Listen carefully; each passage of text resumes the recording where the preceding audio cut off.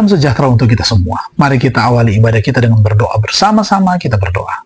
Bapa di surga, pada saat ini kami rindu untuk lagi mendekatkan diri kami kepada Tuhan lewat ibadah pada saat ini. Dan biar kiranya dalam ibadah ini, pujian, doa, dan firman Tuhan yang akan kami pelajari benar-benar memuliakan nama-Mu. Roh Kudus akan menuntun jalannya acara ibadah ini. Dalam nama Tuhan Yesus kami persembahkan doa ini. Amin.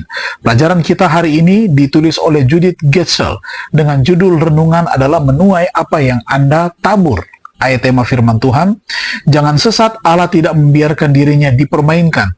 Karena apa yang ditabur orang itu juga yang akan dituainya. Galatia 6 ayatnya yang ke-7. Saya telah belajar bahwa perhatian yang setia pada hal-hal kecil pada akhirnya akan menuntun pada kesehatan, pada kebahagiaan dan juga kesuksesan. Inilah cerita yang saya ingat ketika saya tergoda untuk berbuat curang pada hal-hal kecil. Seorang tukang bangunan yang masih muda diminta oleh pasangan pensiunan untuk membangun rumah pensiunan bagi mereka.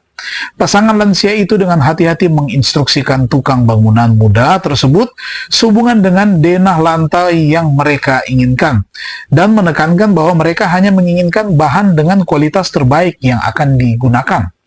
Namun tukang bangunan memutuskan untuk menggunakan bahan berkualitas rendah dan mengenakan biaya yang mahal, mempertimbangkan bahwa pasangan lanjut usia itu tidak akan pernah tahu bedanya. Dengan cara ini dia bisa mendapat untung yang lebih besar. Selama jangka waktu rumah itu dibangun, tukang bangunan itu menikah dan pengantin baru tersebut sering mengunjungi pasangan lansia itu. Nah, sesaat sebelum pemiliknya pindah ke rumah barunya, mereka meminta si tukang bangunan dan mempelai wanitanya untuk datang menemui mereka. Bapak tua itu menjelaskan bahwa karena kedua pengantin baru itu telah menjadi seperti anak bagi mereka, dan karena mereka sedang berjuang untuk mendapatkan kehidupan mapan, pasangan lansia ingin untuk memberi mereka rumah yang baru dibangun sebagai hadiah pernikahan. Saat bapak tua yang tidak egois itu menyerahkan kunci kepada tukang bangunan, hati tukang bangunan itu kecewa dan dia hampir menangis. Selama konstruksi dia menggunakan bahan termurah dan sekarang rumah inferior itu menjadi miliknya. Kalau saja dia mengikuti instruksi orang tua itu, kalau saja dia jujur, kalau saja, namun sayang, semuanya sudah terlambat.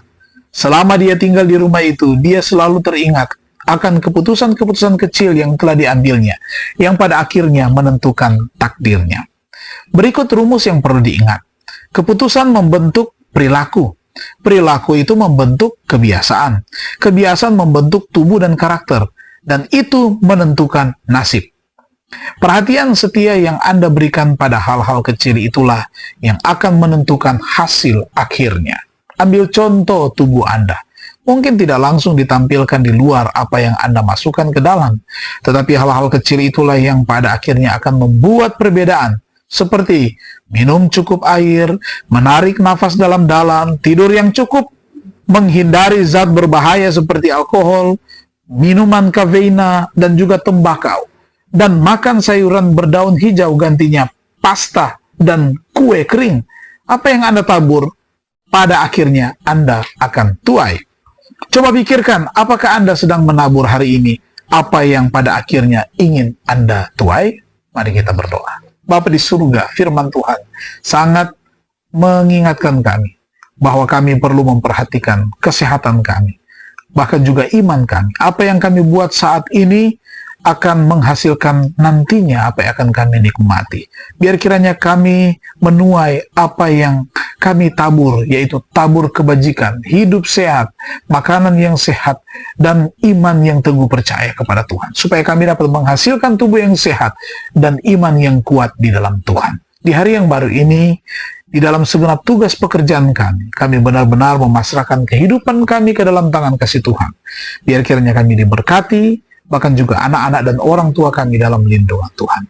Ini menjadi doa dan sembahyang kami. Dalam nama Tuhan Yesus kami persembahkan doa ini.